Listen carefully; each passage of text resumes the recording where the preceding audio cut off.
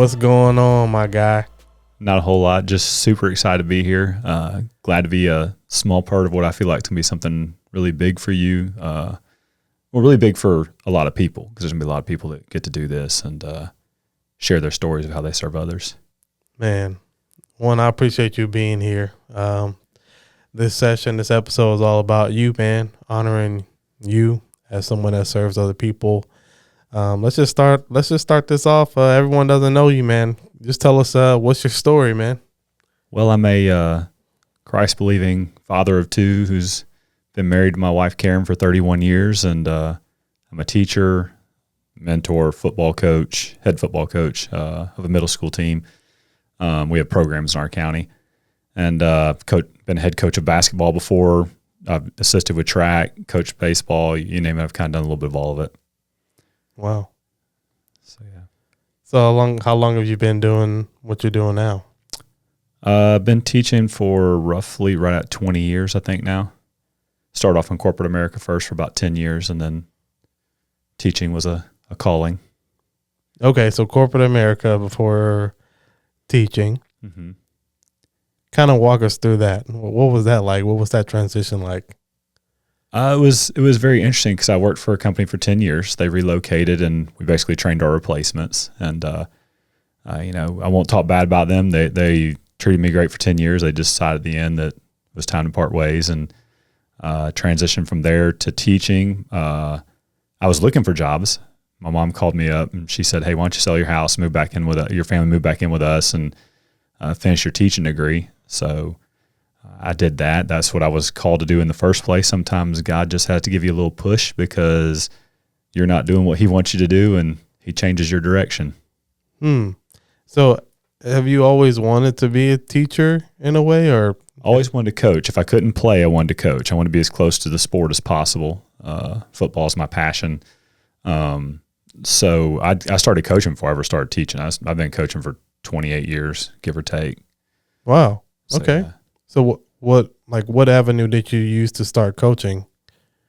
Well, actually, I started coaching back in youth leagues when my son was coming up, and then I transitioned. I knew I wanted to coach beyond that, but I wanted to coach my son first and spend time with him, and my daughter, coached her as well. And then wanted to transition into coaching middle school. I coached high school for a year, so did a little bit of that too. So what was that? What's the difference? It was like a big difference between coaching middle school and high school. Oh, the athleticism.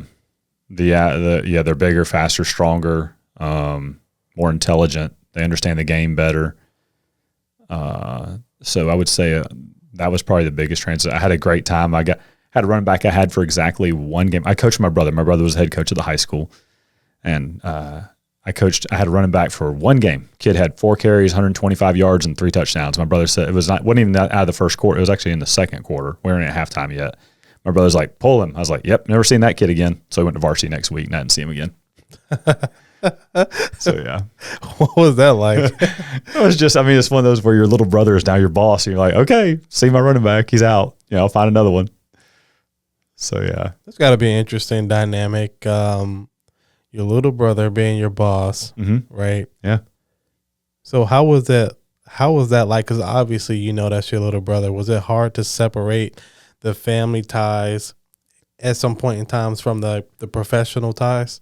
No, because he does an awesome job of making everything feel like family. Like even with his coaching staff, they do things together outside of work. The way he treats his players, it's a family. It's not your usual coaching staff. He's been very gifted and blessed at what he's done. He's been very successful, but he does it a totally different way, which I was glad to be a part of that. I would have stayed with him, but he left and took a job at a more prestigious high school. It was our alma mater. He was there for about 10 years as the head coach, and he took that job the following year. So we coached a year together, and then he went there. But my favorite moment in high school, which they probably don't know this as far as playing, I had some good block. I played offensive line, believe it or not, even at my size. I had some good blocks, had some, nice plays, but my favorite time, I was actually injured. That was my last game, 5th game my senior year. We're on the field together at the end of the game. My brother's playing quarterback, the one that's now the head high school coach. My other brother, who's an assistant principal in South Carolina, he was the pulling guard and I was the other pulling guard. So I got to play with my brothers for 1 quarter in high school, and that's probably my favorite time. That's very cool. Or favorite moment. Yeah. Wow. Okay. So walk me through kind of like your family. So from what I gather, you have at least 2 brothers. Right. I have 2 brothers. They're twins, Eric and Daniel. Okay. Eric is the head football coach at a high school here in Georgia. Okay. Does very well. They finished in the Elite 8 this year. I think they've won back-to-back region titles since he's got there. My brother Daniel's an assistant principal in South Carolina. His wife is an assistant principal in South Carolina. My brother Eric, his wife is a math teacher in Gwinnett County. And then my son teaches with me, so I'm a teacher. My son's a teacher. My daughter's in school to be a teacher. So Y'all just got a whole line of educators. yes, we do. We do. That is so cool, man. Yes. And I found out I was at a funeral, this is a long time ago now, 80% of my family, now I don't know them all because they're like second cousins, third cousins, but over in Alabama, 80% of my family basically is teachers. That's really creepy. It's kind of cool. That is kind of cool. I wonder if it's just something, I don't know, some type of genetic disposition that you all have that just kind of, you have an aptitude for teaching. Yes, we love what we do. We love it's a game too at the same time. We love to win. I hate to lose just as much as anybody. I didn't let my kids beat me in anything until I think my son finally could beat me in basketball when he's in college. Monopoly was banned at my house. My family will not play it with me. I'm just not going to let you win. You have to earn a W. It's that real. Yeah, it's that real. There's no dubs given. No. All dubs got to be earned. Yeah. My daughter beat me in 2 video games yesterday, and it's driving me crazy because I lost twice in the same day. So, yeah, I'll get over it though. That's pretty cool, man. So, I mean, most of y'all are in the school system. Mm-hmm. Yes. I bet Thanksgiving and like Christmas and all the family gatherings are very interesting and filled with stories. We get together and we play games, which is, there's got to be winners and losers. Some of those things we used to do as kids, and we used to try to see who could jump the furthest to the couch. My brother broke his collarbone because he hit the couch from the fireplace. So just everything's a competition. So we play games, but they're fun, competitive, except for the fact we all hate to lose, which doesn't make them always fun. But they're always competitive. So you got that Ricky Bobby. If you ain't first, you're last. Yes, sir. Yes, That's how it is. Yes, sir. There ain't no shake and bake going on in your family. No, you don't win at all. You just didn't win. You either win or you lose. Yes. Dang. I like it. Yeah. I respect it. Yes. Okay, so you transitioned from corporate America. Mm-hmm. Hey, you work at the company for 10 years. Got let go. Yes. Transition into the school system. Mm-hmm. I know you said that you coached high school for 1 year. Did you start in high school or? No, I started coaching in middle school, and then I coached middle school for a middle school football team I was assistant coach for about 6 years, I think it was. And then, but in that county, the high schools got out at the same time as the middle school, or the middle schools got out at the same time as the high schools. So I could actually go over to the high school and coach. So I'd had last period planning, and my principal worked out so I could leave early and go to the high school and coach. Nice. So, yeah. All right. So middle school. Yes. Okay. What is that like? I imagine that is crazy. It is bonkers. You have kids that come in and they're happy one day, crying the next day. They're all over the place. I love it because you never know what you're going to get. The relation, like they'll come in crying sometimes. What are you crying about? I don't know. What do you mean you don't know? I don't know why I'm crying. It's like, give me something to work with here. And then you get, kids that are the next day are bouncing off the walls, running everywhere, and they're super happy. And you're like, what's different from yesterday and today? I don't know. It's like, what do you mean you don't know? It's like 2 different days. But that's what I love about it. You don't know what you're gonna get when you show up. So it's not like a scripted set or a job where you go and do the same thing. I mean, you do the same thing, but not the same thing every day with the same result. You just get different things every day. Yeah, that's kind of cool. Yeah, my journey to middle school, I actually started teaching in elementary school. Okay. So I started teaching elementary school, taught ESL kindergarten. That was my first job. Oh. Yeah. You're talking about, I loved it though. It's one of those, I loved it, but to a point, I don't want this to sound bad to elementary school teachers, but that part was a little too not live enough for me. It was a little too easy because I had a very small group. They actually spoke pretty good English, so it wasn't like I was really working that hard, in my opinion. But I did love what I was doing, but I wanted something. I wanted my own classroom, my own set of students. So I started teaching elementary school, started teaching third grade, did that for a couple of years. And then I was not going to teach. I had no plans of teaching middle school ever. I was working in church with the youth group, and I was working with elementary school. And our youth pastor at the time, who my children love, I love, shout out to Wayne. Shout out to Wayne. And we're sitting there, and we had a fifth grade class that was just out of control. And I was teaching the third or fourth grade elementary school and in church. And he sat there, and I said, if I have to teach that class next year, I just won't teach. Well, guess what class Wayne signed me up for? He signed me up for that class. And I was like, oh no. And I got in there, and they just needed direction. That's all they needed. Probably the best experience I've had teaching Sunday school ever. They were smart. They knew their Bible upside down and backwards. They just needed someone to say, hey, we're gonna act like we're supposed to. And great group of kids. So that led me to love middle schoolers. And then I was in elementary school, and I had a middle school next door call me or email me and say, hey, would you like to come over for an interview? And I was like, I didn't ask for one, but sure. Went in for an interview and wound up taking a job over there the following year, and wound up teaching middle school ever since. Wow. Now, I've had the privilege of seeing you interact with students and things like that, and they love you. I love them.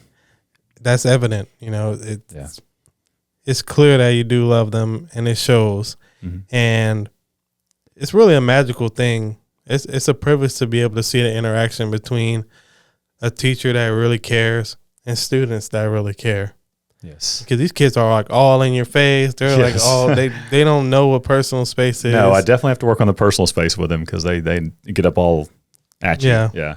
And it's like the phrase, excuse me, doesn't even exist in this generation. You can be talking with somebody that just walk up and start having a conversation with you. They feel like they're adults. They just come and just sit and just join in on a conversation. Yes. Just chime their little 2 cents in. Yeah, and sometimes like, hey, you got to go away. This is teacher talk time because we have to discuss things outside of just their conversations. But yes, they just jump right in the conversation. They have no hesitation about doing that. Nope, not at all.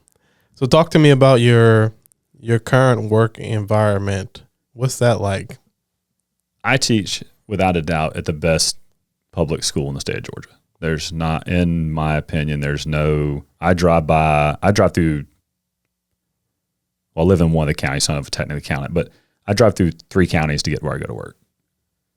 Wow. There's nothing like it. Our kids are super respectful for the most part. They do what you ask them to do. They show up, they want to be there, they're engaged. They make the job way easier, obviously. And then the people I work with are fantastic. They're just wonderful people who are there to try and facilitate and help children move in the right direction. So especially in the PE department, PE and health, I mean, the whole Connections hallway is awesome. Don't get me wrong, but the people, those I don't get to see them as much, obviously, as I do my people in PE and health. So yeah. So it sounds like it's kind of like a family. Yes, we treat each other like family. I had a very low moment this summer. It's a tragedy, and I'll tell you right now, my team was there on day one. They didn't hesitate. They were there at the house. They were, they didn't. You feel the love when that happens. So, yeah. It really is something special when you can go to work and sometimes it doesn't feel like work. It feels like family. Yes. We have a great cast of characters. I would say they're like a TV show. We got the big lovable guy that wears his emotions on his sleeve. We got my athletic director has done an awesome job of taking care of us in the athletic department, especially in football, allowing me to get the things I need to have my team be the best it can be. But we call him Dad sometimes because he kind of keeps us all in control because sometimes it can be a little crazy down there. Rambunctious. Yeah, just a touch. And then I have one of my health teachers who I actually worked with her daughter before. So as far as teaching, so that's pretty cool. And she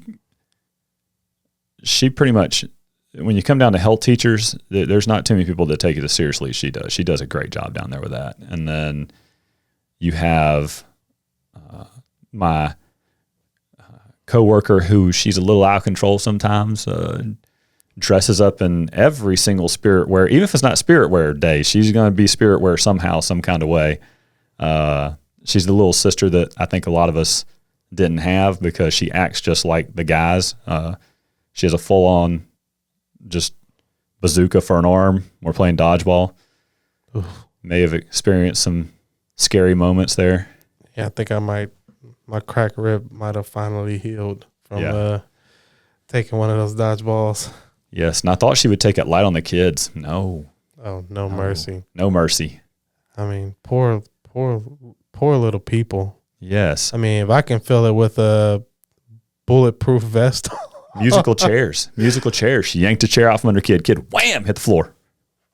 Bounced off the floor. One of my football players. Man. She smoked him. Man. And then celebrated on the chair. I was like, oh, wow.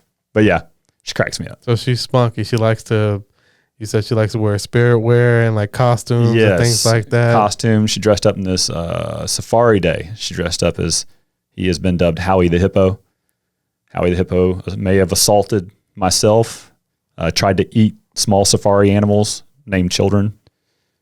You know, I was actually one of his victims. Yes. There is actually still a cash reward out for the capture of Howie the Hippos. Yes. I am inquiring about billboards, online advertisements, yes, and such.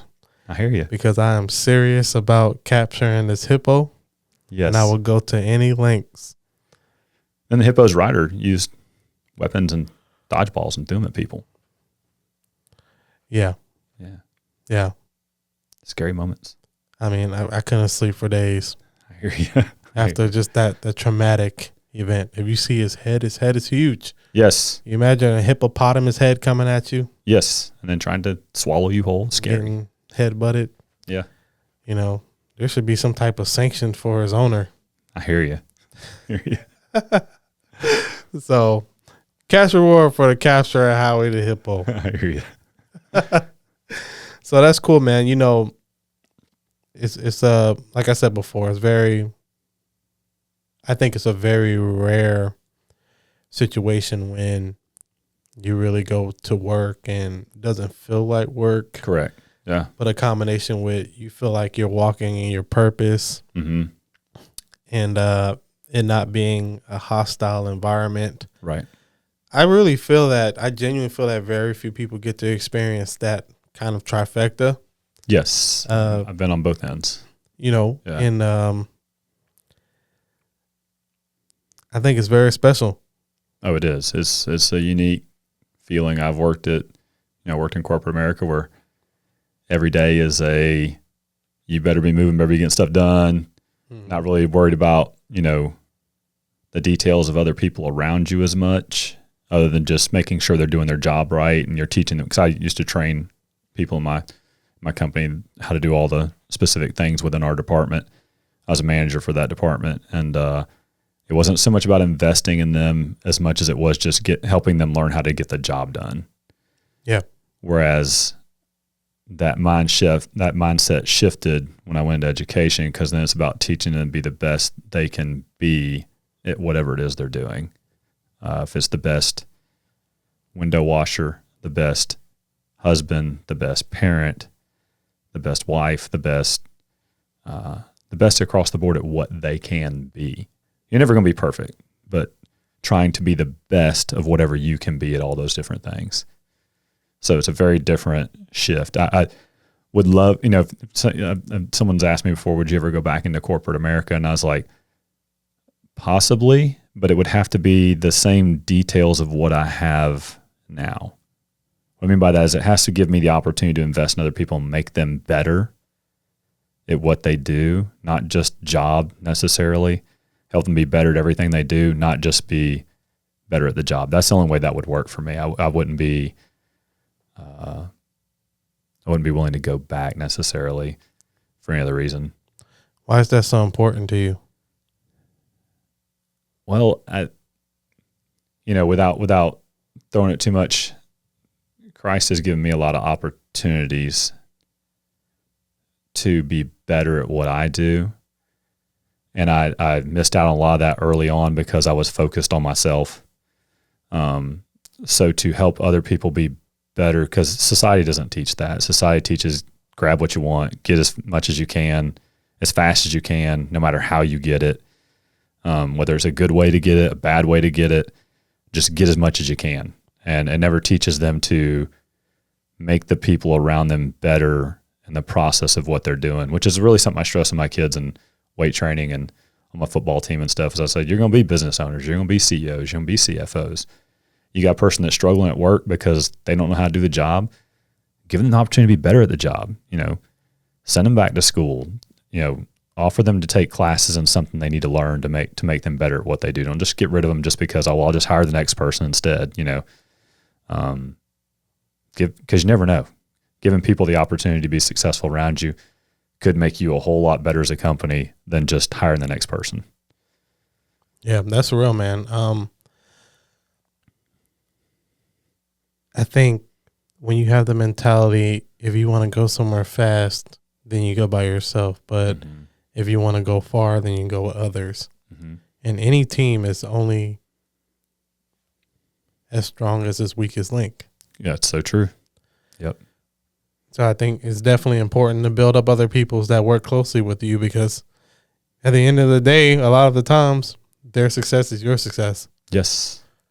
And getting them to be better,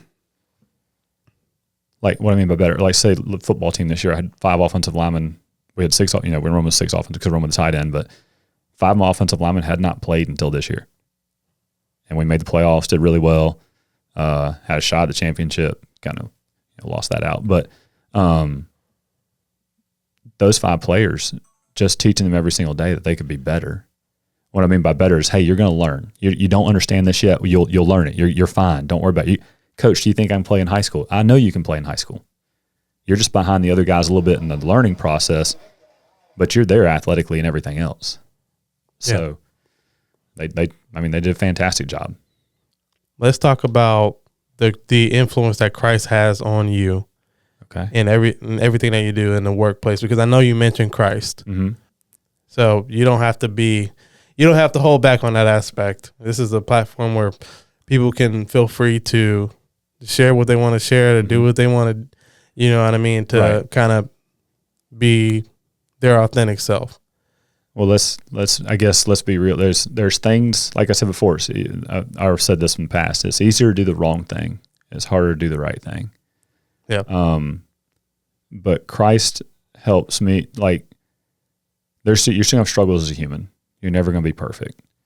But instead of trying to chase after things that are bad or doing things that are bad, I always have that in my mindset in the back of my head going, is Christ going to be happy with this? Is he going to be okay with what I'm doing? So it doesn't leave me at any given moment. Now, do I still are there still times where something bad happens or I say something bad or whatever? I'm not usually a cursor. You know that about my football team. We don't.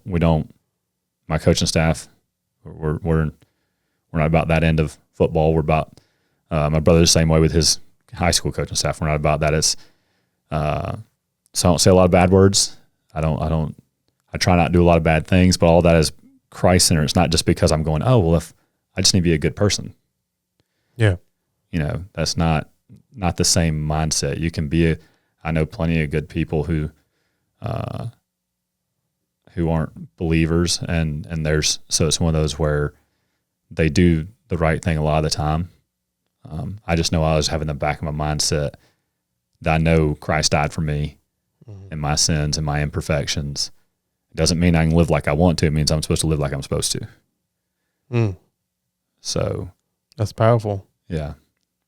I think that's having him in the center keeps me from doing a lot of things I shouldn't do, and going like I would have stayed in corporate America and just stepped on people's necks to get where I wanted to go. And I actually didn't get saved till I was 23-ish. So I was around 23. Brothers took me to Promise Keepers in Atlanta. I remember praying, going down Highway 124 in a wood grain station wagon that I was driving. Wood grain station wagon. Yeah, the old Griswold special. But let's go. Yes, but yeah, I remember just praying to get my life right there. And my brother baptized me, my wife. My brother's he was a preacher for about 10 years for the one that's assistant principal in South Carolina. He was a preacher. Daniel was a preacher about 10 years, and then he's assistant principal now, but he baptized my wife and I. He officiated both my children's weddings. Yeah, he's special. Yeah. That's got to be very special. Yeah. Be baptized by your brother. Yeah, younger brother. And for your brother to marry your children. Yes.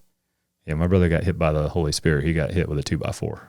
Oh, got his clock cleaned. He got his clock cleaned because he is something else. Wow, on fire. Yes. He actually, interesting story. Okay, you didn't know this about me. We're talking about Dwayne earlier, the youth pastor. I remember I didn't want to teach middle school.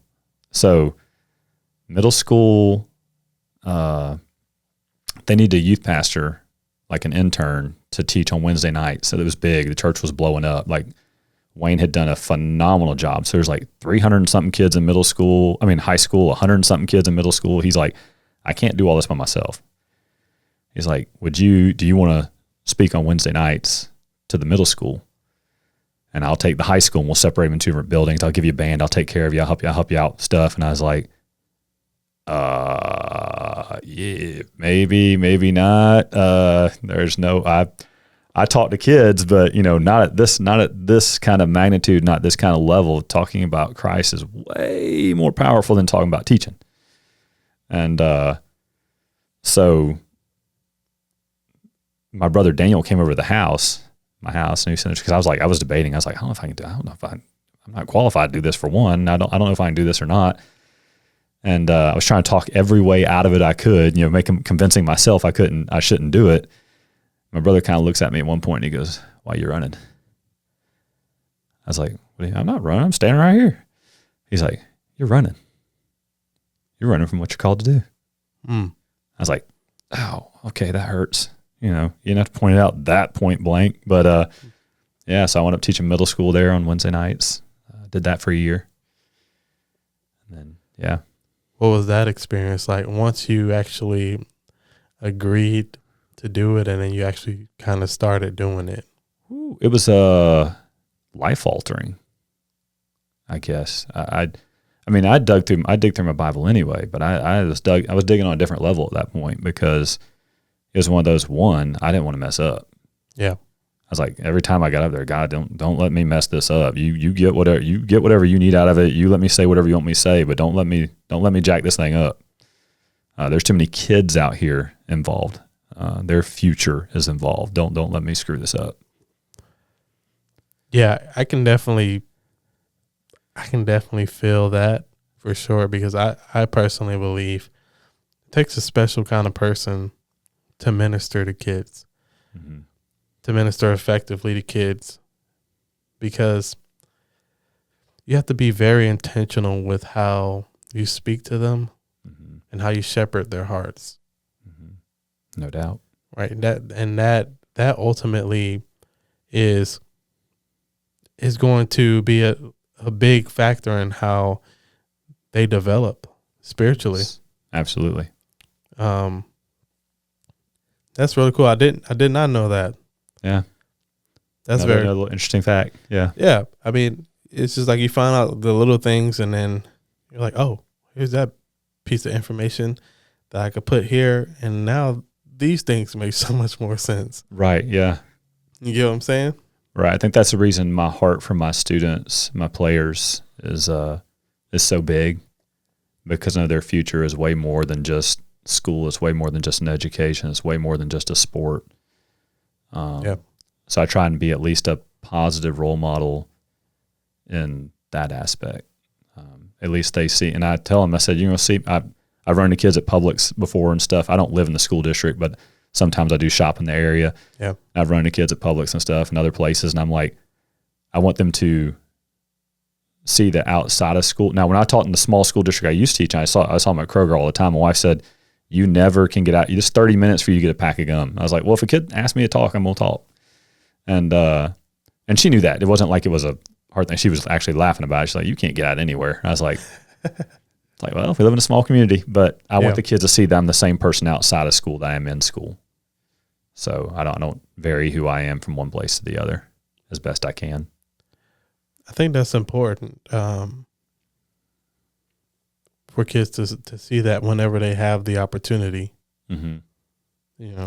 I'm not advocating saying, hey, teachers, hang out with your students outside of school. Yeah. Right. But if you do happen to run into them, it's good for them to see that, hey, the way that you act in school is not a facade. It's not, you're not doing it just because to collect a paycheck. Correct. That you genuinely care about them as human beings. Yes. And me being my mischievous self might have at the store I ran into like 8 of my girls in my weight training class, and my wife did not have makeup on, had not got dressed for this occasion, and was like walking the store. She said, if you run to somebody, just hang out, just talk to them and I'll catch up with you or whatever. And I was like, so I come in the store and she said, I knew it was you because they just screamed my name when I first came in the store, and there's some of my loud girls. And I said, you know what? Hey, Miss Godfrey's in this store, and she's wearing a yellow shirt, but you can't find her. That's hilarious. And they all took off, and she doesn't like she's a wallflower, doesn't like being the center of attention, and they're loud and quick, and those girls are battering her with questions. She's just like, what in the world have you done to me? And I was just like, of course I was grinning. Yeah, probably paid for it later, but I was grinning at the moment. Yeah, I think, I don't know her very well, but I can see that that's something that you all have in common. Like, I can tell that you don't really care, or you don't really go out of your way to be the center of attention. No, I'm not a center of attention, guys. As a matter of fact, my whole coaching thing, like I never tried to move myself into like a leadership type role. Like I was fine being the assistant coach. I was fine with being a classroom teacher. I was fine with, impacting my little bit of my few students there in the class. Well, a few 120 kids in the classroom when you have your total rotations go through. But I was good with that. But God had other plans and kept pushing me towards leadership type opportunities. And so now I've been head coach of basketball teams, football team, worked with the track team. So yeah. Wow. Yeah. Matter of fact, he moved me through my whole teaching career. I applied for the first job that I got. And then I had an elementary school contact me and say, hey, we'd like you to come in for an interview. I didn't ask for the job. Went in for the interview, loved the school, took the job. Got another email 2 years later from another school in a different county and said, hey, we want you to come work for us. I said no. They were like, hey, don't close the door on us. Come back and, come see us. And I was like, I'm gonna be a problem here. All right, Friday after school, I'll come in. See you then. I was like, because I was going to take a pay cut to go to this county. And I was like, man, I don't want to go. So I wore blue jeans, T-shirt left untucked, didn't shave. I was like, I'm not getting this job. Didn't get a haircut. Nothing went in. And went through the whole interview, and I was like, they showed me the school and how small it was. My school was like busting. We had like 33 trailers and like 13 third grade teachers and stuff. And I was like, so where's the whole school? And they were showing me the school. I was like, how many trailers you got? Because the school was small. They're like, oh, we have one. Gifted and special ed share it. I was like, how many kids go here? And they're like, 500. It was like 530 something. I was like, crap, I'm going to take a pay cut. I'm taking this job. So took that job. Halfway through that school year, got an email from the middle school right next door, said, hey, why don't you come in for an interview? I was like, I don't teach middle school. Sure, I'll come in for the interview. Went in for the interview, and that's after I had started teaching at the church the Wednesday nights. And I was like, all right, I'll take the job. Or actually, that was when I was teaching the Sunday school class. Sorry, I'd already been teaching just the Sunday school class at that point. But I was like, all right, I'll take the job. Wound up taking the job. They had to wait for the following school year. They tried to hire me mid-year, and I knew that wasn't going to work. But wound up working there the next year, teaching math. Taught math for 12 years total. Taught there. Then the middle school that my children went to, somebody told me there was an opening there, and I should go apply for it. So I did. And that interview was not very long. I taught the principal's daughter, so that one went quick. Love her. She'll know who she is. Miss Bowman, if you're out there, I know I left you twice, and I'm sorry about that, but I do love you. With a purpose. Yes. And it was God's plan and timing. But so I taught there, and then the only job interview for one is the one I'm at now that I really went after, and I've been here for, I think, a total of 8 years now. Wow. Yeah. So in your 20, or almost 20 years of teaching, what, I know you've taught math. What, I know that you've, you're PE teacher. Anything, have you taught anything else? I taught ESOL, elementary school, everything. I have taught math, usually advanced, but I've taught some co-taught, some on level. They didn't have Excel at my old school, so basically it was Excel. And then I have taught health, weight training. I've done weight training, which is what I currently do, weight training and PE. Gotcha. Yeah. Oh, looks like we're getting something there from the live feed. We got Bud 3193 wants to know. Let's see.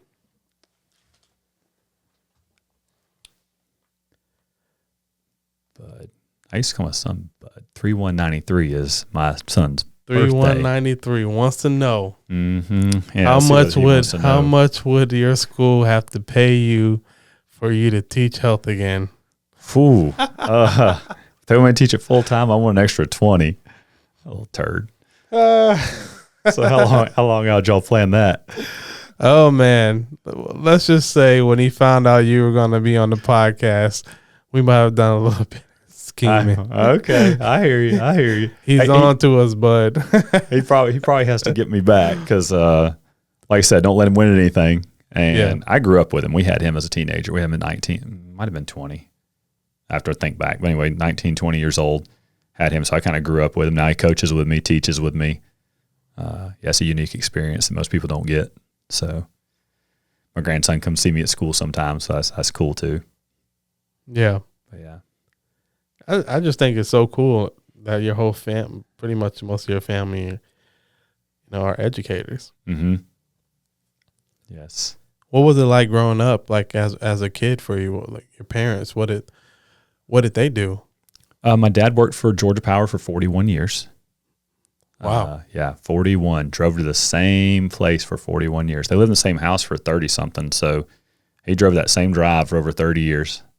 And but yeah, he worked at Georgia Power 41 years. He eventually got moved to the engineering side towards the end, but he was never like the corporate type. He was, he worked in doing lines early on in his career, and then he worked on meters and stuff in the lab, all that kind of stuff. And then my mom, actually, she worked her way up to where eventually she was managing, I can't remember the name of the company now, but she used to be she moved up to management, but she didn't really start doing that towards the end either.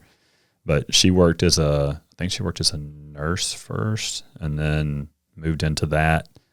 But yeah, they pretty much worked my whole life. And so me and my brother spent a lot of time together, especially during the summers and stuff like that. But my dad coached us through everything. So he coached every sport we played, usually coached my brother's teams more than mine, but that he said, you were smart enough, you were fine on your own.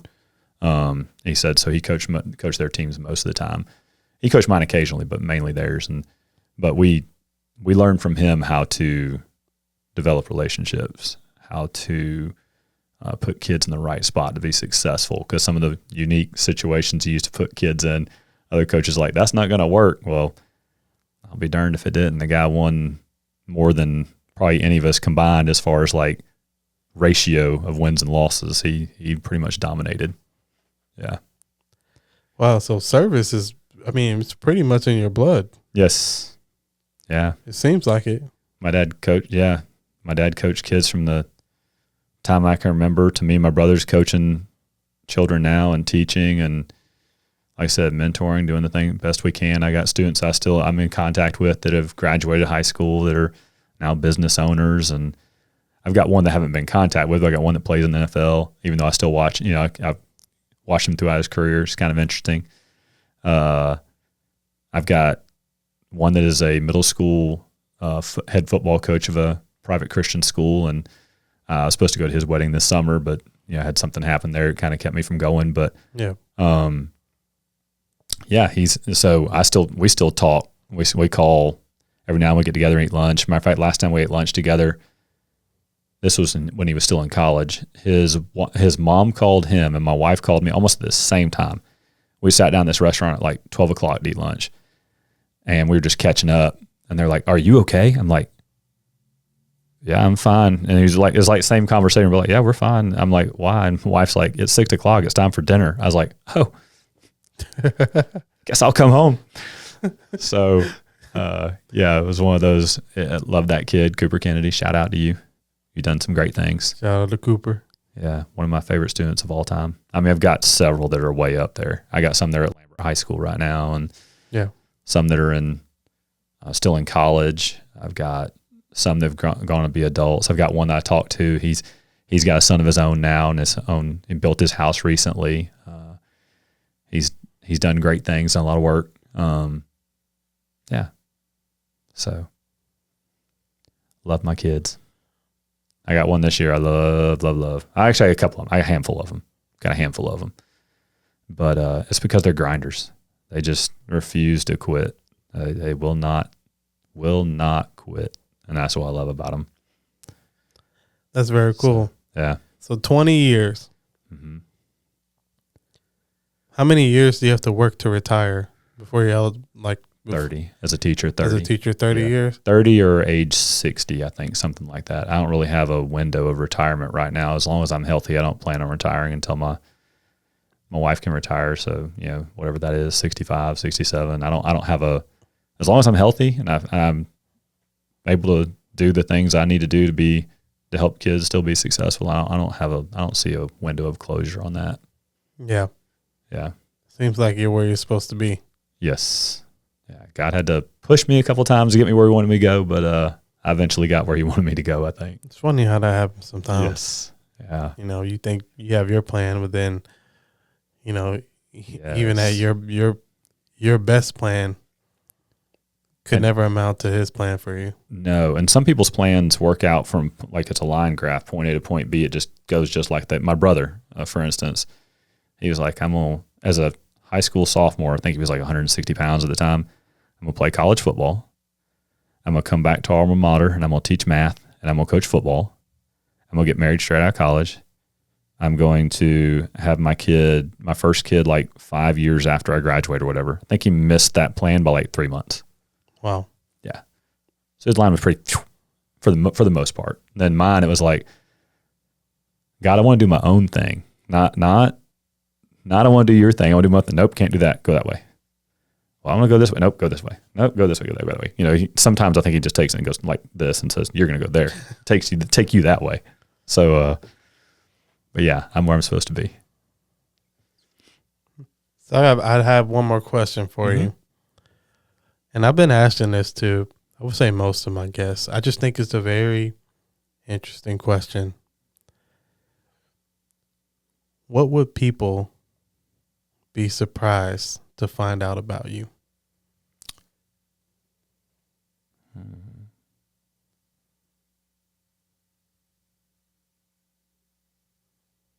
Maybe that I don't like being the center of attention. They might think I do, but because I can mask it well enough of being in front of other people, I can talk and I can do things, but being the center of attention is not my thing necessarily. That might be it. I know a few people know that about me, but that might be it. Because when you're a head football coach, people probably think, oh, you want to be in the paper, you want to be in the front storyline, you want to do this. No, I'll tell you all about my kids and my players, though, if you want to talk about them. So, and then you had a saying the other day, and I wanted to bring that up because I didn't want to miss it. It was, you said this, and I told I'm going to steal it and keep it as my own. It was like the days where you struggle like to come into work, not because you don't want to be there, you're just tired, you wore out, whatever. And you had this saying, if I don't win, who loses? And I'm going to steal that. I told you I'm going to steal that, because to me that signifies every single day when I go in with the students, if I'm not there for them because I just decide I want to be home because I'm tired, or I'm, I have football games sometimes, we go until 10, whatever, and I'm trying to watch game film, and then I try and go home.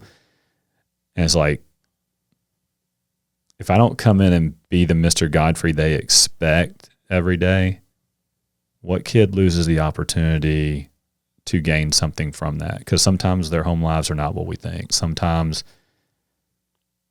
what they have going on, even just inside themselves, is not what we think. We think they got it all figured out. You're fine, you look great, you're healthy, but sometimes it's not what we think we see. And if the best of me, if I don't show up and try and be conscious about being on my game for them, if I don't win that day, what student loses what they needed that day?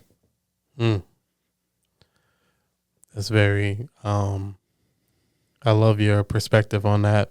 Mm-hmm. It's just crazy how you can take the same quote or the same words and it can mean completely something different for someone else. Yeah, that's so true. People can take things, and especially in today's society, twist things, what you say, and try and do things, take it to different scenarios of what you actually were trying to say. Yeah. And thanks for sharing that. That really, when I first heard that saying, who loses if I don't win? And, if I don't win, who loses? It's the same thing, right? Right. It's just what it means to you. Something happened inside of me. My mentor told me that. His name's Jason Tyne. And it just really, when you ask the right questions, you get the right answers. Mm-hmm. Yes. Right? And it's such a powerful question because of what it did to my mind. It caused my mind to think to operate in a different way. Mm-hmm. Yeah. And it caused me to really think about it. And that answer is different for everyone. Yes. Who loses if you don't win? So true. That answer can be different for anyone to ask themselves that question and really sit there and think about it. Mm-hmm. Your success, someone is dependent upon your success, mm-hmm. whether it's just you or someone else. Yes. I personally feel that if I don't win, hundreds of thousands, millions of people will miss out on some type of opportunity or will lose. Mm-hmm. Yeah, mine's the students and my family. You got to be there for your family. My family comes first, obviously, but my students, let's be as real. They're about as close to my family as family gets. So, yeah. And that's really just because of I know that God created me to be an opportunity maker, mm-hmm. to be a change agent. Yeah. Yes. I see that because I talk to you every day at work, and I just pick your brain all the time, and I'm fascinated. And it's just interesting to watch all the different people you've impacted and different levels. It's not just people at this level or people at this level. You've got people it's crazy how many people and know everywhere and have impacted in some way or another. Just us and at the school even. The kids love you. I love you. And it's one of those where the people around you, it brings joy to those when you have people who are purposeful about bringing joy to others. So I get to see that every day. So it's pretty cool. And then you'd asked me earlier about my transition from corporate to teaching. I did not want to leave out my wife, Karen, of 31 years, who carried us for that 2 years through that moment, because she was working the whole time. I was basically stay-at-home dad, but I was at school because, and back then we had to be in the classroom for 8 hours a day. The only day I had off was Friday and the program I was in. So I'd sub on Fridays. So, whatever sub pay was back then, that's all I was making. So she carried us for the 2 years through school, on top of the fact that, she accepts me for who I am and my faults, my weaknesses, my strengths. But she did. She carried us for 2 years there. That's a real one right there. Yes, sir. Shout out to Karen. Yes. Coach Godfrey's booth. Yes. When you talk about outpunting your coverage, yes, I kicked the ball way further than anybody else has probably. So, yeah. Let's go. Yeah. Hey, that sounds like favor to me, bro. Yes. That sounds like favor to me. I've been very blessed. Yes. Very blessed. And you've blessed a lot of people. And that's really, before I let you go, I just wanted to have something for you. Oh, awesome. So what I have for you is a custom Called to Serve podcast challenge coin. And thank you, sir. I appreciate you coming out. This is really just to celebrate who you are, your service to other people, because the reality is that you don't have to do what you do. Right. You could easily got another job in corporate America, or you can be doing something else, man. But you choose every single day to leave your home to go and serve the next generation. Yes. And I just think that's remarkable. They are the future. They are the future. And this is a small token of our appreciation. And we hope that every time you see it, wherever it ends up, that it's just a reminder that there are people that are out there watching that appreciate you and depend on you to show up every single day to impact and develop the next generation. Yes. Thank you so much for having me. Yeah, man. So until next time, my guy. Yes. Honored and blessed. Thank you so much. Yes, sir.